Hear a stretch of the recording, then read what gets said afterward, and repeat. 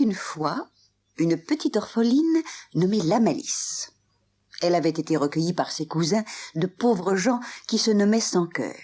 Dans le pays, on aimait bien la petite fille car elle était douce et obligeante. Près de la maison des sans cœur, dans une demeure cossue, habitait un gros garçon très riche mais très méchant qui faisait des niches à tout le monde. Il s'en prenait surtout à ses voisins les sans cœur. Il piétinait leur jardin, arrachait leurs légumes, salissait le linge fraîchement lavé et tendu sur les fils. Ce garçon portait le nom d'Esbrouf. La richesse des pauvres sans cœur était un poirier merveilleux planté au milieu du verger. Esbrouf aurait bien aimé acheter ce verger et son poirier, mais les sans cœur refusaient de le lui vendre.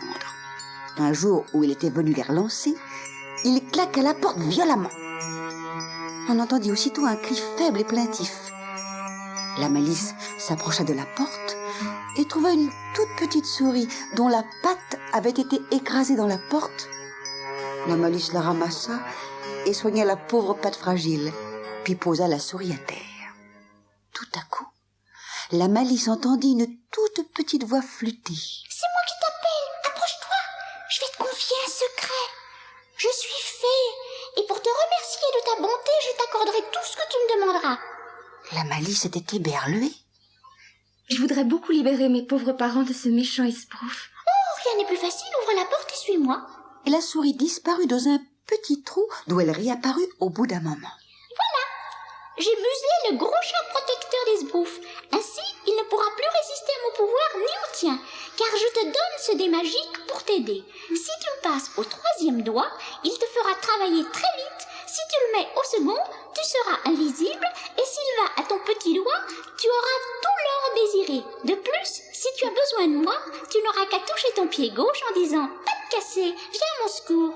La souris disparut, et la Malice, profitant de son pouvoir, passa le dé à son second doigt et se rendit ainsi invisible.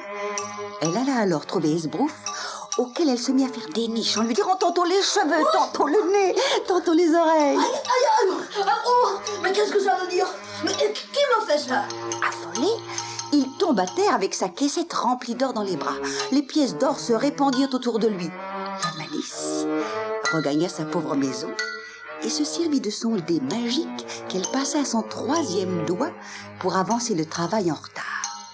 Madame Sans Cœur examina le travail terminé à la perfection avec étonnement. Je ne te croyais pas si habile, ma fille. C'est très bien et vite cousu. Allons, travaille encore un peu et nous dînerons tout à l'heure d'un peu de pain trempé.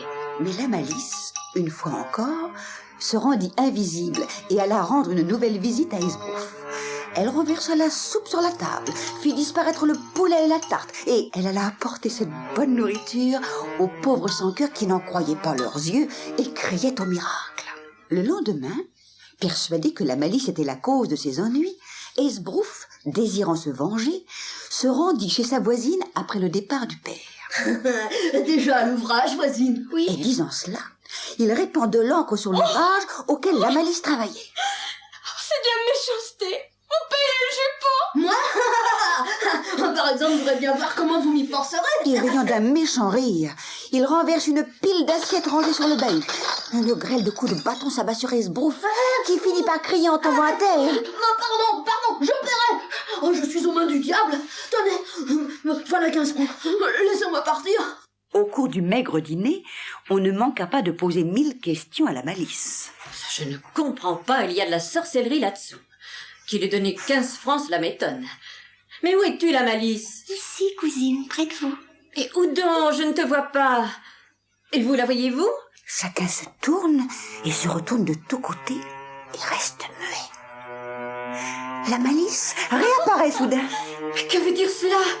Mais tu es en rapport avec le diable pour pouvoir ainsi disparaître et réapparaître. Oh, je ne garde pas une sorcière chez moi. Ça 20 ans que je ne te vois plus. La Malice en larmes cherche son dé qu'elle avait laissé sur la table, mais sa cousine s'en saisit et le passe à son propre doigt en disant « Je voudrais bien savoir ce que fait Esbrouf à cette heure. » À peine a-t-elle parlé qu'elle se retrouve dans la demeure d'Esbrouf qui pousse un cri d'effroi, puis se lève, empoigne Madame Sans Cœur et la jette dehors. Madame Sans Cœur rentre chez elle encore ahuri par ce qui vient de lui arriver. Et la Malice, tremblante, se précipite vers elle. Mondé, rendez-moi Mondé. Si vous ne me le rendez pas, nous allons retomber au pouvoir d'Esbrouf. Il va se venger. La Malice alors raconte à sa cousine ce qui est arrivé et la promesse de la fée souris.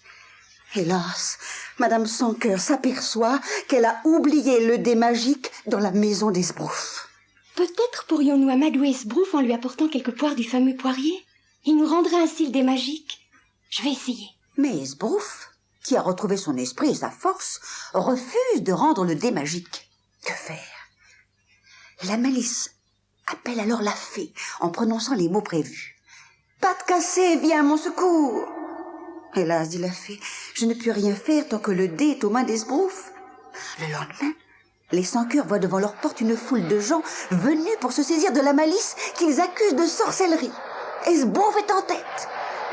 Madame Sans-Cœur essaie de sauver sa petite cousine. Où est la sorcière? Nous la voulons pour la brûler. Oh, mes amis, mais comment pouvez-vous croire une chose pareille? On vous a dérangé par pure méchanceté. Une sorcière a un visage sournois et méchant, tandis que la Malice a toujours l'air gai et aimable, mais vous la connaissez tous. On vous a trompés, mes amis. Mais c'est vrai, ça. Oui, c'est cet Esbrouf qui a menti. La foule en colère se retourne contre le méchant homme et le menace. Grâce, mes amis, soyez généreux, ne lui faites pas de mal. Mais la foule n'écoute pas. Et voilà Esbrouf dans la mare boueuse et glacée. Il en sort bientôt et marche en frissonnant vers la maison. Venez, je vais vous aider. Appuyez-vous sur mon bras. Le lendemain, dès le petit matin, la Malice vit arriver Esbrouf, penaud et repentant. Oh, j'ai été bien méchant, la Malice, et j'ai bien du remords. Mais pour réparer tout ce mal, je vais partir sans délai. J'emporte mon or, certes, mais je vous fais donc de ma maison et de mes biens. Vous pouvez profiter de tout. Merci.